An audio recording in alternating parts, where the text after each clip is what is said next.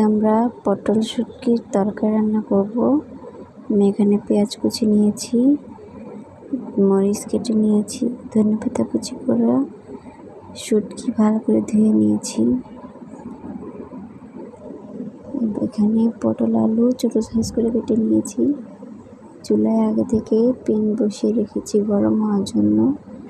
এখন পরিমাণ মতো তেল দিয়ে দেব।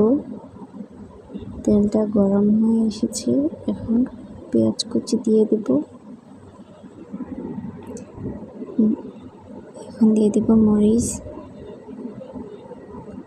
ভালো করে একটু ভেজে নেব।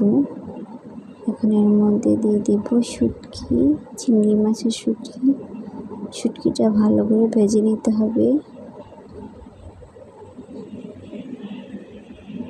ভালো করে ভাজা হয়ে গেছে, এখন অল্প একটু পানি দিয়ে দেব। দিয়ে দেব আদা রসুন বাটা 1 চামচের মতো। এবার দিয়ে দেব আধা চামচ লবণ, আধা চামচ হলুদের গুঁড়ো, 1 চামচ মরিচের গুঁড়ো দিয়ে ভালো করে কষিয়ে নিতে হবে মশলা তেল ওঠা পর্যন্ত। দেখুন আমার তেল উঠে গেছে। এখন আমি এর মধ্যে দিয়ে দিব পটল আলু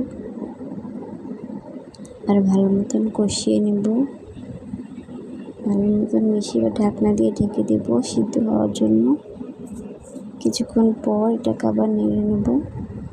চলে এলাম কিছুক্ষণ পর, ভালো করে নেড়ে চেড়ে নেব। আলুগুলো ভেঙে দেব। দেখুন আমার পটল আলুটা কষানো হয়ে গেছে। এবার আমি এর মধ্যে ঝোল দিয়ে দেব। ঝোল দেওয়া হয়ে গেছে, এবার আমি ঢাকনা দিয়ে ঢেকে দেব। কিছুক্ষণ পর এটাকে ভালো করে নেড়ে চেড়ে নেব, আবার ঢাকনা দিয়ে ঢেকে দেব কিছুক্ষণের জন্য।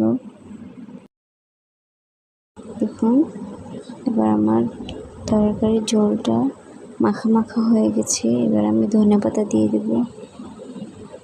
ধনেপাতাটা একটু সিদ্ধ হওয়ার জন্য অপেক্ষা করব।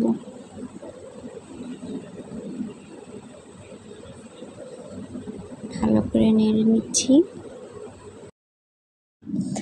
নাড়া হয়ে গেছে, দেখুন খুব সুন্দর একটি কালার চলে আসছে। এখন আমি এটাকে গরম গরম পরিবেশন করব। যারা পটল শুটকি তরকারি না খেয়ে থাকেন তারা অবশ্যই একবার চেষ্টা করবেন খাওয়ার জন্য। দেখতে এতটা সুন্দর হয়েছে, খেতেও মাশাআল্লাহ খুব ভালো হয়েছে। ধন্যবাদ সবাইকে নাহা রান্নার পক্ষ থেকে।